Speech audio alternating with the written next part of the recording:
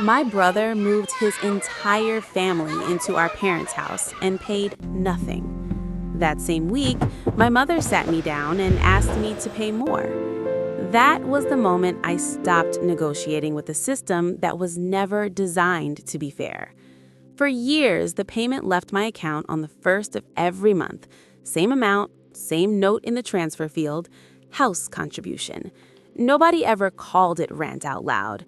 That would have made it feel too formal, too transactional for a family home. But it behaved exactly like rent. If I was late, my mother noticed. If expenses came up, repairs, utilities, groceries, the amount quietly adjusted upward. It started after college when I moved back temporarily. The agreement was vague: help out while you get stable. Stability arrived, the arrangement stayed. At family gatherings, my mother liked to say, "At least one of my kids is responsible." She'd smile when she said it, like it was praise. I used to think it was. My brother Daniel had always moved through the world with softer edges around him. When he struggled, people said life was hard. When I struggled, people said I needed to plan better. He moved out young, bounced through jobs, started businesses that never lasted longer than a year. My parents called these learning experiences. By the time he married and had 2 kids, the pattern had already hardened into something nobody questioned out loud. When Daniel's family moved back in, it was described as temporary, just until they get back on their feet. The first week felt crowded but manageable. Toys appeared in the living room. The fridge emptied faster. The laundry machine ran constantly. My mother said it reminded her of when we were little. I tried to see it that way. Then the bills started climbing. Groceries doubled, water, electricity, everything rising in small, quiet increments. And then one evening, my mother said we should talk about adjusting contributions. We were sitting at the kitchen table. Daniel's kids were arguing in the living room over a tablet. The television was playing something loud and cartoonish in the background. "Since the house is fuller now," she said carefully, "expenses are higher." I waited for the second half of that sentence. It didn't arrive. Instead, she looked at me. "You've been doing well at work lately." I understood the implication before she finished the thought. She wanted me to increase the payment. I asked the obvious question: are Daniel and Maya contributing too? The pause that followed wasn't dramatic. It was the kind of pause people use when the answer is already obvious and they're hoping you'll let it go. "They're going through a lot right now," my mother said. Her tone was patient, like she was explaining something simple. "They just need a little time." One of the kids knocked something over in the living room. My mother stood up to check on them. The conversation was apparently finished. I sat at that table for a moment after she left, not angry, just finally clear. I had been operating inside a system I'd mistaken for fairness. I'd confused reliability for reciprocity.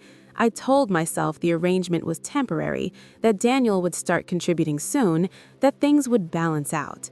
They weren't going to balance out. They never had been. A few weeks later, my mother sent a message about the new payment amount, higher than before. I read it, I didn't reply, and then quietly, without announcing anything, I started moving things out. Important documents first: passport, work files, insurance papers, then books from my shelves, boxes of clothes, a few things at a time. The house was too loud and too busy for anyone to notice. Daniel's kids filled every room with motion. My brother took calls about new business ideas at the dining table. My mother cooked for 6 people. In all that noise, my quiet disappearance went completely unobserved. A month later, I signed a lease for a small apartment 20 minutes away. The rent was almost identical to what I'd been paying my parents. The difference was straightforward. This one came with a door that belonged entirely to me. I moved on a Tuesday afternoon. Daniel's family had gone out. My mother was visiting a friend. I loaded my car in 3 trips. By evening, the room I'd lived in for most of my adult life was mostly empty. The walls looked pale where the furniture had stood. I closed the door behind me and drove away without leaving a note, without sending a message, without announcing anything. That night, the new apartment smelled like fresh paint and cardboard. It was quiet. Not peaceful exactly, just quiet. I slept longer than I had in months. 3 days later, my phone rang. My mother. "The payment didn't come through," she said. Her voice carried the same assumption it always had, like we were discussing a delayed package. I let a few seconds pass. "That's because I moved out," I said. Silence. "You what?" "I moved into an apartment." Another pause, heavier this time. "Since when?" "A few days ago." The confusion in her voice shifted slowly into something sharper. "Well, what about your contribution here? We budget around that money." "I don't live there anymore," I said. The words sounded simpler out loud than they had in my head for months. "You can't just leave like that," she said. The frustration was fully audible now. In the background, I could hear Daniel's kids shouting about something. I thought for the first time about the household math without my line in it. 6 people, 1 payment missing. I understood what that meant for them.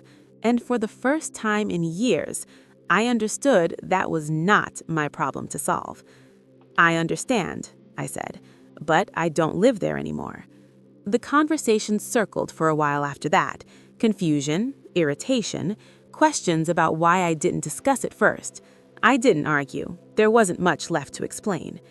In the months that followed, the calls came less often. Daniel apparently struggled to find steady work again.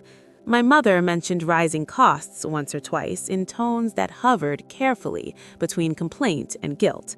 I listened. I didn't offer solutions. My life had become smaller and quieter. Bills arrived addressed only to me. Groceries lasted the whole week. Some evenings I sat in the apartment and noticed how little noise a single person makes and how much I had been missing that silence without knowing it. About 6 months later, I drove past the old house on my way home. The driveway was packed with cars. Lights glowed in several windows. I slowed at the corner for a moment. I wondered if the system inside had ever rebalanced after I left, if someone else had stepped into the role of the responsible one. Then the light turned green. I kept driving. There was nothing there anymore that required my contribution. If this story stayed with you, hit that like button and subscribe for more. And as always, thank you for being here.